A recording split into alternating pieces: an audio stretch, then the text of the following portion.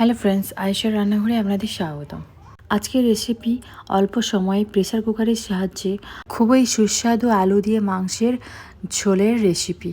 এইরকম মজার মজার রেসিপি দেখার জন্য আমার এই চ্যানেলটি সাবস্ক্রাইব করেই সঙ্গে থাকুন। আমি এখানে 1 কেজি চর্বি ও হাড়যুক্ত মাংস নিয়ে নিয়েছি। এবার মাংসকে ভালো করে ধুয়ে নিয়ে প্রেসার কুকারে ঢেলে দেবো। এবার এর মধ্যে দিয়ে দেবো 1 চামচ হলদে গুঁড়ো, 1 চামচ লঙ্কা গুঁড়ো, 1 চামচ ধনে গুঁড়ো এবং 1 চামচ জিরে গুঁড়ো। দিয়ে দেবো স্বাদ মতো নুন এবং 2টো তেজপাতা। এবার 2 থেকে 3টি দারুচিনি দিয়ে দেবো এর মধ্যে, 4 থেকে 5টি লবঙ্গ, 4টি শুকনো লঙ্কা, 2 চামচ আদা রসুন বাটা। এরপর দিয়ে দেবো পরিমাণ মতো তেল। আমি এখানে 50 থেকে 100 ml সরিষার তেল ব্যবহার করছি। এবার দিয়ে দেবো 1 বাটি পেঁয়াজ কুচি। এবার হাতের সাহায্যে সব কিছু ভালো করে মিশিয়ে নেব। এইভাবে ভালো করে মিশিয়ে ম্যারিনেট করে 30 মিনিট রেখে দেবো। যেহেতু মাংসের মধ্যে জল রয়েছে তাই আমি এখানে সামান্য পরিমাণে একটু জল দিয়ে দেব। 30 মিনিট পরে প্রেসার কুকারের ঢাকা লাগিয়ে গ্যাস অন করে গ্যাসে রান্না করার জন্য বসিয়ে দেব।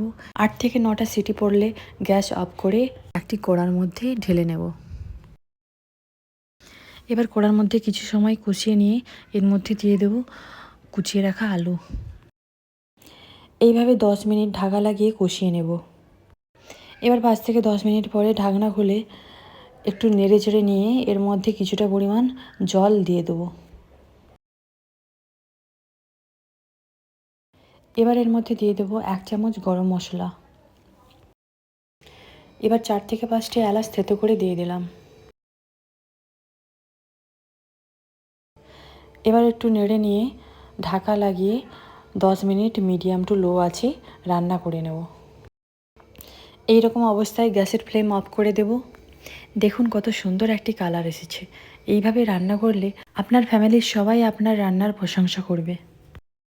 ফ্রেন্ডস, যদি ভিডিওটি ভালো লেগে থাকে তাহলে অবশ্যই সাবস্ক্রাইব করুন এবং লাইক, শেয়ার ও কমেন্ট করুন। Thank you.